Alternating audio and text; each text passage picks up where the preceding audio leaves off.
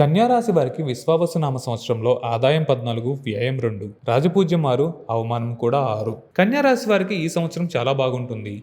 ఆత్మవిశ్వాసం పెరుగుతుంది. అనుకున్న పనులు నెరవేరుతాయి.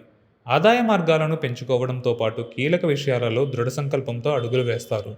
రాబడితో పాటు ధనాన్ని పొదుపు చేయడం కూడా మొదలు పెడతారు. ఉద్యోగాలలో స్థిరత్వం, వ్యాపారాలలో అభివృద్ధి ఉంటుంది. వైద్య రంగంలో వారికి, రసాయన శాస్త్ర అనుబంధ రంగాలలో వారికి అవకాశాలు ఎక్కువ. వివాహ ప్రయత్నాలు ఫలిస్తాయి. జీవితం ఆనందంగా ఉంటుంది. ముందు చూపుతో పెట్టే పెట్టుబడులు తగిన లాభాలను ఇస్తాయి.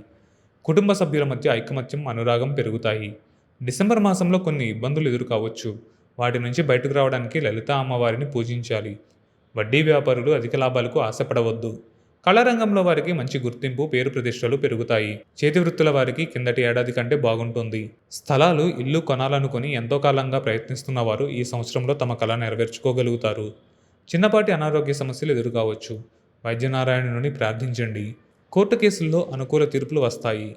జూన్లో స్థానచలనం, ఆగస్టులో ప్రయాణాలు చేయాల్సి రావచ్చు. నోటి దురుసు, ఆవేశం తగ్గించుకోవాలి.